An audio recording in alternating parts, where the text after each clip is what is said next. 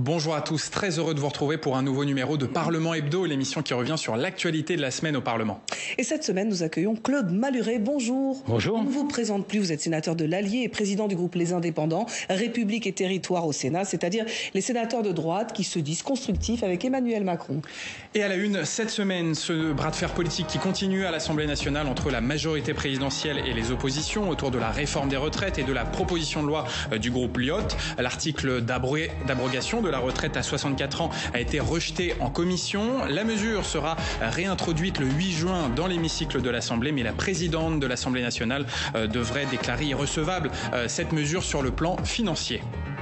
Le Sénat poursuit son travail autour de la démission du maire de Saint-Brévin en Loire-Atlantique, victime des pressions et des violences de l'extrême droite. Le préfet de Loire-Atlantique et les sous-préfets de Saint-Nazaire ont été entendus par les sénateurs. Une proposition de loi pour mieux protéger nos élus a déjà été présentée cette semaine par la majorité de droite et du centre du Sénat. Et puis on parlera de la commission d'enquête du Sénat sur le réseau social chinois TikTok, dont vous êtes le rapporteur, Claude Malhuret. Les sénateurs tentent de faire la lumière sur la stratégie d'influence de Pékin via ce réseau social. Mais d'abord, le sujet de la semaine, les retraites. Le départ à 64 heures est pour l'instant maintenu, puisqu'en commission parlementaire, la majorité a vidé le texte de Lyotte de son article clé, celui qui visait précisément à abroger la mesure phare de la réforme. Les oppositions dénoncent des magouilles qui visent à empêcher le vote en séance publique la semaine prochaine. Explication avec Marco Pommier. Pour 38, contre 34, à 4 voix près, la majorité et les Républicains rejettent l'abrogation de la retraite à 64 ans. Dans une salle pleine à craquer et sous tension, la NUPES a défendu le retour aux 62 ans. Cette proposition de loi est de salubrité publique, parce qu'elle vient effacer une régression méprisable, injustifiée, injustifiable. Le camp présidentiel, lui, dénonce l'arnaque de la proposition de loi défendue par Charles de Courson. Tout le monde sait dans cette salle que jamais cette proposition ne sera votée au Sénat. Tout le monde sait dans cette salle que cette proposition est inconstitutionnelle. Après une victoire d'étape pour le camp présidentiel, la gauche tente une contre-attaque en déposant jusqu'à 3000 amendements pour empêcher les débats d'aller à leur terme. Le bureau de la commission décide de ne pas les examiner. Obstruction, dit la majorité.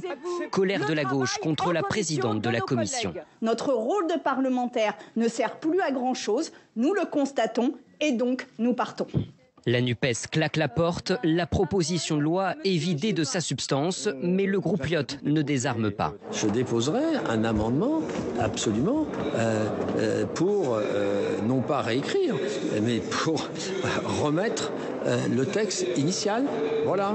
Réintroduire l'abrogation des 64 ans par amendement. Objectif, obtenir un vote sur cette mesure jeudi prochain dans l'hémicycle. Un scénario peu probable. La présidente de l'Assemblée nationale s'apprête à brandir le couperet de l'irrecevabilité financière au titre de l'article 40 de la Constitution. Je regarderai l'amendement formellement quand il sera déposé, s'il est déposé. S'il revient dans l'hémicycle, je prendrai évidemment mes responsabilités. Déterminé à maintenir la pression, Charles de Courson n'exclut pas le dépôt d'une nouvelle motion de censure. Claude Malhuret, quand vous regardez ce qui s'est passé en commission des affaires sociales cette semaine, qu'est-ce que ça vous inspire? Est-ce que pour vous, tout simplement, la majorité présidentielle a eu peur du vote? Alors, quand je regarde ça, je me fais une première réflexion, c'est que je suis content d'être sénateur. Parce qu'ils sont en train de transformer, et ça je plaisante pas, ils sont en train de transformer l'Assemblée nationale en un guignol. Et c'est très grave. Vous trouvez que c'est indigne d'élus de la République? Et bien sûr, depuis les dernières élections législatives, la France indigne, la France insoumise, comme il s'appelle. Quand vous dites « ils », vous visez ceux que j'appelle la France indigne, qui ont décidé de discréditer l'Assemblée nationale, de la transformer en ZAD, de discréditer nos institutions, parce que c'est ce qu'ils souhaitent, parce qu'ils veulent la fin de la Ve République et le début et la Sixième République. Bien entendu, ils n'y arriveront pas, mais c'est leur but. Ça fait 9 mois que ça dure, que régulièrement cette loi, comme les lois précédentes, donne lieu à des affrontements en commission, dans l'hémicycle, que tous les Français regardent, au point qu'aujourd'hui, moi, quand je rentre chez moi dans l'Allier, je vois de plus en plus plus de gens qui me disent j'irai pas voter la prochaine fois. J'irai pas voter pour ce théâtre de Guignol. Ce qui veut dire que ça porte petit à petit un coup de plus en plus grave à nos institutions. Bien entendu, au passage, ils se tirent une balle dans le pied parce que les gens ne veulent plus, petit à petit, ils perdent de l'influence. Il suffit de voir les dernières élections législatives, les derniers sondages, ils se tirent aussi une balle dans le pied. Je parle de LFI. Mais ils sont en train de discréditer nos institutions et ce qui se passe là est la preuve même. Vous l'avez dit dans le reportage, cette loi, nous le savons depuis le début, vous le savez depuis le début, et comme les chaînes de télé et de radio en parlent depuis le début, ça fait 2 mois que ça dure, on sait depuis le début, et on le répète tous les jours, que cette loi n'a aucune chance de passer et qu'elle est inconstitutionnelle. Par conséquent, tout ce qui se passe depuis 2 mois, c'est uniquement fait pour coincer, pour ennuyer, pour le gouvernement, mais tous ceux qui la font, qui la proposent, savent parfaitement qu'elle ne passera pas. Et donc, ce qu'il faut aussi dire, ce que je voudrais dire, c'est que vous avez cette entreprise de démolition de la part de l'extrême gauche, que l'extrême droite regarde avec délice, parce que c'est l'araignée qui regarde la mouche qui va venir se prendre dans sa toile, et on voit bien que c'est eux qui montent, et vous avez à droite une partie de la droite, vous avez des idiots utiles. Pourquoi je dis que je suis content d'être sénateur? Parce que les idiots utiles de Lyotte, qui, moi je pense qu'ils devraient se méfier. On n'a jamais raison, c'est jamais bon de se faire applaudir par ses ennemis. Ils sont en train de jouer les idiots utiles. Au Sénat, la droite, et notamment les Républicains, ont une attitude digne qui consiste à dire on est pour ça et on ne va pas changer d'avis d'un jour à l'autre. Claude Malhuret, est-ce qu'il n'y a pas aussi une entreprise d'empêchement de la part de la majorité présidentielle et du gouvernement, d'empêchement d'un vote de l'Assemblée nationale sur cette réforme de retraite? Est-ce que c'est pas ça, au fond, le problème de cette crise? Est-ce que c'est pas un problème démocratique? Et à partir du moment où cette loi n'a aucune chance, cette loi est inconstitutionnelle, pourquoi le gouvernement, pourquoi la majorité présidentielle irait jouer le jeu de continuer ce théâtre de continuer ce guignol qui de toute façon au bout d'un certain temps sera arrêté soit par le Sénat, et évidemment qu'elle ne sera pas votée par le Sénat, soit par le Conseil constitutionnel, et évidemment qu'elle sera arrêtée par le Conseil constitutionnel puisqu'elle est inconstitutionnelle. On va quand même pas reprocher à la majorité de dire on va abréger les choses parce que ce que vous faites n'a rien à voir avec la réalité. Non, mais au-delà de cette proposition à Lyotte, il y a la réforme des retraites. Et est-ce que le problème de cette crise des retraites, ce n'est qu'il n'y a pas eu de vote à l'Assemblée nationale sur cette réforme? Si vous voulez dire que toutes les lois qui ont été adoptées par un 49.3 du temps de Rocard, du temps de la droite aussi, qui a utilisé souvent le 49.3 quand elle était majoritaire, le 49.3 a utilisé des dizaines et des dizaines de fois. Mais pas forcément sur une réforme des retraites qui ont... Non, mais elle a été utilisée sur des lois tout à fait importantes, tout à fait importantes. Et elle fait partie, c'est pas par hasard, cette constitution, elle a été faite par De Gaulle. Elle a été faite par De Gaulle pour éviter l'impuissance de la Troisième République. Le 49.3,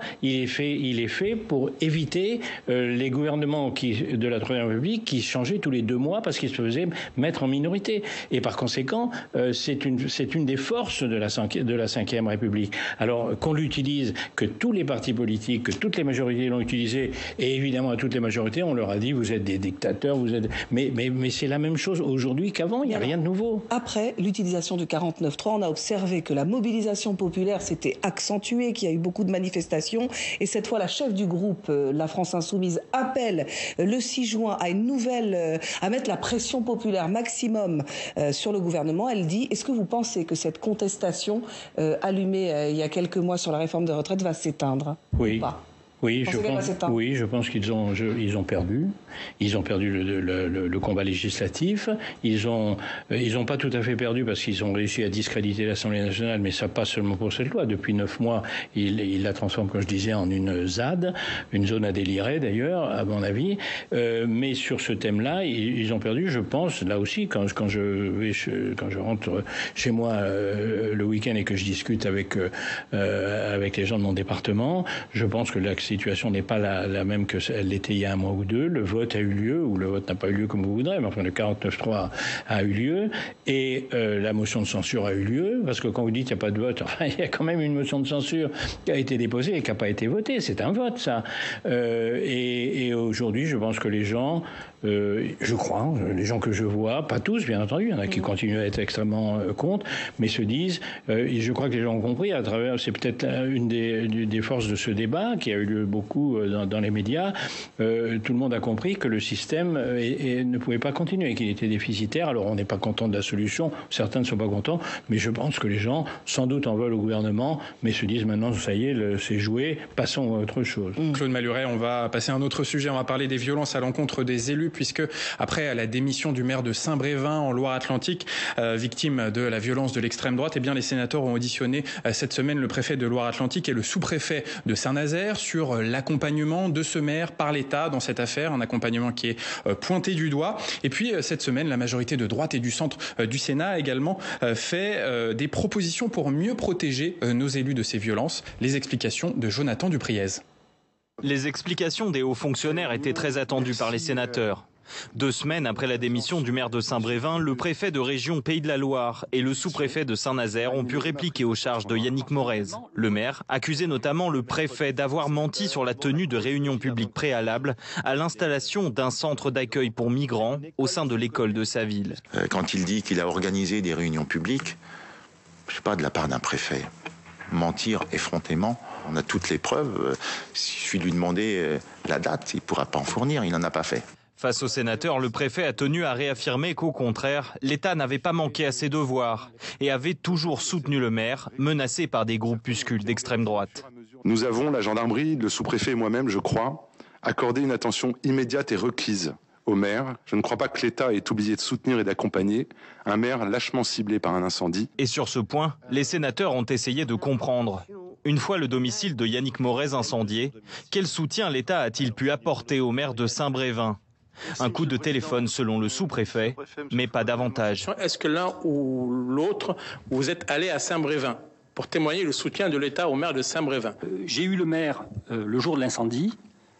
Je n'ai pas perçu de demande particulière de sa part à ce moment-là, peut-être à tort, mais j'ai pas ensuite eu le réflexe de l'appeler pour lui dire je viens chez vous. C'est exact. L'audition des hauts fonctionnaires n'a pas convaincu les parlementaires. Mais l'affaire du maire de Saint-Brévin a particulièrement touché la Chambre haute qui entend légiférer à nouveau pour renforcer la sécurité des élus et durcir les peines envers leurs agresseurs. Le maire, c'est pas Madame Michu ou Monsieur Dupont, c'est l'incarnation de l'État, donc qui représente l'autorité, et on ne peut pas tolérer d'être dilettante avec des gens qui portent atteinte à la République et à la démocratie. Ça n'est que ça. Cette proposition de loi sera examinée au début de la prochaine session parlementaire à l'automne. Claude Maluret, est-ce que l'État, dans cette affaire, a tardé à protéger, à accompagner le maire de Saint-Brévin qui a été victime des pressions de l'extrême droite? Ça, moi, je suis incapable de répondre. Je ne connais pas les détails de l'affaire. Comme vous le voyez, il y a une commission du Sénat qui se penche dessus et ça a l'air très compliqué. Donc je ferai confiance aux conclusions de la commission. Mais je suis incapable aujourd'hui, moi, de vous dire quelles sont les responsabilités dans cette affaire. Est-ce qu'il faut durcir les sanctions pénales contre les auteurs de violences contre les élus ou pas? Écoutez, je l'ai demandé dans une question au gouvernement il y a une quinzaine de jours. Et je pense effectivement qu'il faut défendre les élus. Est-ce qu'ils ne sont pas assez défendus aujourd'hui? Il y a quand même un certain nombre de mécanismes, un certain nombre de mesures. Si on retrouve les auteurs de l'incendie, je pense qu'ils vont quand même s'en souvenir et que les juges ne sont pas. Il faut durcir les sanctions. Et je pense. Alors, pourquoi durcir les sanctions? Je ne pense pas qu'on soit dans une société, et je suis peut-être en désaccord avec beaucoup de gens, je ne suis pas certain du tout qu'on soit dans une société plus violente qu'avant. Et je pense même que si vous consultez les historiens, sur le long terme, les historiens vous disent que la société a plutôt tendance à se pacifier. Après tout, je préfère vivre dans notre époque qu'à l'époque de mes parents avec les dizaines de millions de morts de la Deuxième Guerre mondiale ou que mes grands-parents avec les millions de morts de la Première Guerre mondiale. Quand j'étais enfant, les enfants étaient battus. Aujourd'hui, vous donnez une gifle à un enfant, c'est scandaleux.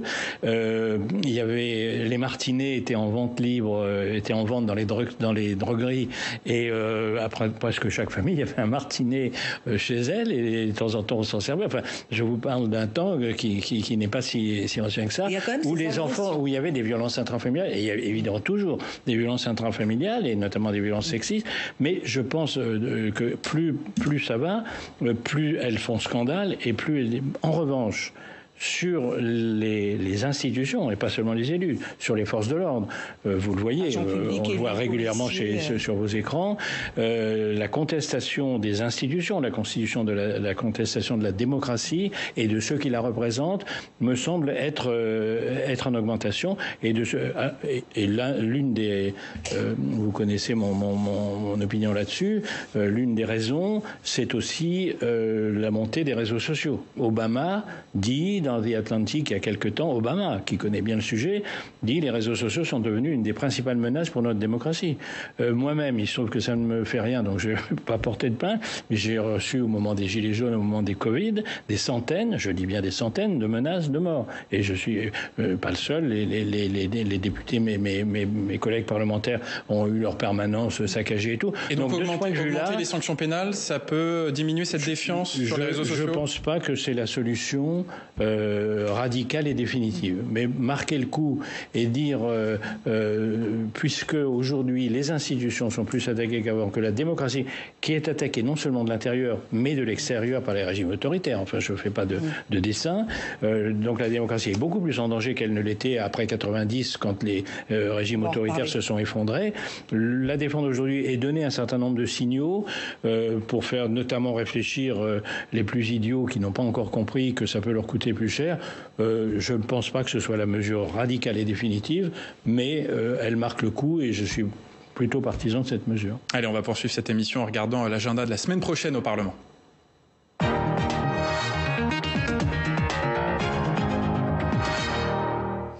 À l'Assemblée le 7 juin, ce sera le vote solennel de la loi de programmation militaire qui donne plus de moyens aux armées face notamment aux cybermenaces. Et puis le 8 juin, la proposition de loi de Lyotte dont on a parlé justement pour abroger le recul de l'âge de départ à la retraite. Elle sera examinée cette fois-ci en séance. Au Sénat, mardi 6 juin, ce sera le début de l'examen du projet de loi d'orientation du ministère de la Justice. Un texte qui augmente le budget de la justice et qui crée 10 000 postes supplémentaires dans l'institution judiciaire. Mardi, les sénateurs auditionneront également la ministre en charge des professions de santé, Agnès Firmin-Lebaudot, sur la fin de vie, car c'est elle qui va porter le projet de loi sur la fin de vie. Et puis jeudi 8 juin au Sénat, la commission d'enquête sur le réseau social chinois TikTok et sa stratégie d'influence auditionnera les dirigeants de TikTok. Et justement, on va parler de ce sujet, Claude Malhuret, puisque vous êtes rapporteur de cette commission d'enquête. On va regarder un extrait d'une audition de votre commission d'enquête, l'audition du député européen Raphaël Glucksmann. Il revenait sur la décision de la Commission européenne de bannir l'utilisation de TikTok à ses salariés. Mais selon lui, l'Union européenne n'explique pas assez clairement pourquoi elle cible ce réseau social chinois. On va l'écouter. On a reçu une note confidentielle, je pourrais la partager, mais je n'ai pas le droit de le faire publiquement, qui explique les risques. Elle n'a pas été communiquée publiquement. Et alors ça, c'est une vraie question. C'est-à-dire, il n'y a pas de volonté d'expliquer publiquement pourquoi on cible spécifiquement TikTok. C'est de toute façon une mesure de précaution. C'est-à-dire que c'est fondé sur l'idée de risque. C'est pas fondé sur des preuves d'espionnage avérées, même s'il y en a. Ces risques sont conséquents et le fait de ne pas les partager, à mon avis, est problématique politiquement, démocratiquement, et relève d'une politique européenne depuis longtemps qui est de ne pas antagoniser la Chine. Claude Malhuret, est-ce que l'Union européenne est trop tendre avec ce réseau social TikTok au risque de ne pas froisser la Chine? Je dirais surtout qu'elle est prudente. Peut-être un peu timorée. Elle a quand même un mérite. C'est que jusqu'à présent, personne n'a rien fait et que c'est la première à avoir fait quelque chose. Deuxièmement, elle fait ce qu'elle peut parce qu'elle interdit l'application à tous ses fonctionnaires. Elle n'a pas le droit d'interdire dans les différents pays européens, elle seule. Donc, elle fait sa partie du job. Et d'ailleurs, elle a montré l'exemple puisque depuis, dans les jours qui ont suivi, pratiquement tous les pays européens, y compris en France, ont pris la même décision. Donc, et Raphaël Glucksmann a raison, Pourquoi elle ne va pas plus loin? D'abord parce qu'elle ne peut pas, mais pourquoi elle n'explique pas publiquement? Et c'est là qu'elle est prudente. C'est parce que elle sait la raison pour laquelle elle interdit. C'est parce qu'il y a transfert massif de données des utilisateurs de TikTok dans tous les pays occidentaux en Chine. Et d'ailleurs, TikTok a été forcé, à la suite de fuites qui ont eu lieu à la fin de l'année dernière, TikTok a été forcé de le reconnaître. Et quand vous savez qu'en Chine, les sociétés de ByteDance, qui est la maison mère de TikTok, sont avec des cellules du Parti communiste à l'intérieur, comme toutes les sociétés, les grandes sociétés chinoises, vous avez là un risque d'espionnage à partir du transfert de données qui est majeur. Pourquoi la Commission européenne ne le dit pas? Parce qu'elle ne veut pas envenimer, c'est un problème diplomatique, envenimer les rapports avec Pékin. Mais la réalité, tout le monde la connaît, c'est un transfert de données réel et qui demain peut donner lieu à de l'espionnage. Justement, certains pays ont été jusqu'à aller interdire l'usage de TikTok dans leur Parlement. Est-ce qu'il faudrait le faire à l'Assemblée, au Sénat et pourquoi pas même dans toute la France? Vous seriez pour? J'attends la fin de la commission d'enquête pour voir les recommandations qu'on fera. Moi, je crois que dans un premier temps, le fait de l'interdire aux fonctionnaires de l'État ou aux fonctionnaires en général, c'est important. Moi, si on me demandait un conseil, si des collègues sénateurs ou députés me demandaient un conseil, c'est surtout ne téléchargez pas cette application. Maintenant, évidemment, il faut toujours peser la balance dans un pays démocratique entre les précautions à prendre et les dangers à combattre et la liberté d'expression. Donc, je pense que de ce point de vue-là, il faut aller plus, comme je l'ai fait. Je vous rappelle l'affaire Russian Today et Sputnik. J'ai demandé depuis 2018 l'interdiction de RT et de Sputnik en France, qui sont des organes de désinformation du FSB, de Poutine.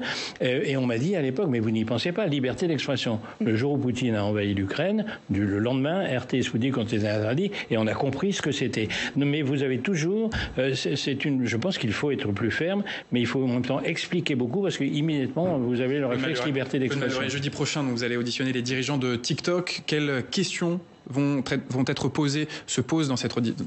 J'ai des multiples questions à leur poser. Et quel est l'enjeu? Éric Garando, par exemple, l'ex-directeur des affaires publiques. Garando, directeur des affaires publiques de TikTok. La commission d'enquête a trois sujets principaux. Premièrement, le problème des transferts de données et de la mainmise du Parti communiste chinois sur l'ensemble ByteDance TikTok. C'est notre premier point. Le deuxième, c'est l'addictivité. C'est un algorithme extrêmement addictif. Tout le monde le sait. Les mômes et d'ailleurs les associations de parents nous disent mais faites quelque chose. Nos enfants passent la nuit dessus, etc. Et comme ils connaissent mieux l'informatique que nous, on n'arrive pas à les en empêcher. Et donc cet algorithme est beaucoup plus addictif que ceux de Facebook, d'Instagram, etc. Et par conséquent, vous avez là un problème de développement psychologique de l'enfant, d'apprentissage de connaissances. Et puis le troisième point, c'est le sujet censure et désinformation potentielle. Voilà. Donc vous voyez, il y a beaucoup de questions qui vont être posées. D'en reparler en attendant. D'autant plus que l'audition est publique. Donc si ça vous intéresse, n'hésitez pas. On l'écoutera. Sur le site Sénat.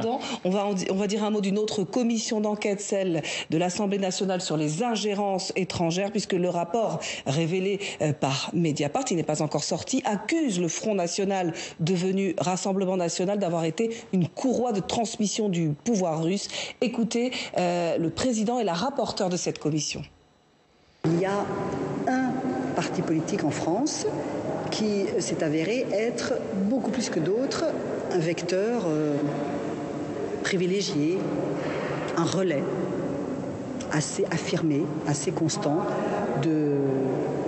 d'éléments de discours, de prise de position, d'un narratif russe et de discours émanant du Kremlin. C'est le Rassemblement national. Oui. Certains concluent qu'on serait une courroie de transmission, certains concluent que nous aurions un rapport accablant sur 10 ans de compromission avec la Russie. Mais rien ne permet aujourd'hui d'établir ces éléments. Bien au contraire, tout ce qu'il y a dans les comptes rendus, une fois plus, qui sont à vos dispositions, permettent d'établir le contraire bien avant que le rapport soit publié. Question simple, Claude Malhuret, est-ce que pour vous, le FN, devenu RN, est une courroie de transmission du Kremlin? C'est évident. Et c'est évident depuis longtemps. Enfin, je l'ai exprimé à plusieurs reprises au Sénat, dans des questions au gouvernement, dans des débats, sans doute sur votre plateau et sans doute sur d'autres plateaux. C'est une évidence. D'ailleurs, un certain nombre de ses membres, dont le tristement célèbre Thierry Mariani, sont aujourd'hui l'objet d'une enquête judiciaire en tant qu'agent, enfin qui essaye de faire la lumière sur le fait qu'il serait ou non le Rassemblement national, est évidemment depuis longtemps, depuis des années et des années, une courroie de transmission du poutinisme. Pour reprendre, les déclarations d'Elisabeth Borne sur les fondateurs qui étaient pétainistes, je dirais. Elle a eu raison, selon vous, Elisabeth Borne, de dire ça? Elle a eu raison. Il y a dans les fondateurs du Front National, bien entendu, non seulement des collabos, des pétainistes, mais aussi des gens qui étaient à la Légion des volontaires français de l'extrême droite pendant la guerre. Donc de Pétain à Poutine, ça c'est une évidence. Je voudrais quand même faire juste une remarque. Je suis tout à fait d'accord avec Constance Le Grip, sauf sur un point. Il y a un parti qui est le relais d'influence. Il y en a un autre, c'est LFI, et c'est clair. Et vous avez remarqué que le Front National a voté contre le rapport, que tout le monde a voté pour, et que LFI s'est abstenu. Et c'est pas une hasard. Et c'est la fin de cette émission. Merci beaucoup, Claude Malhuret, d'avoir été notre invité cette semaine, et merci à tous de l'avoir suivi.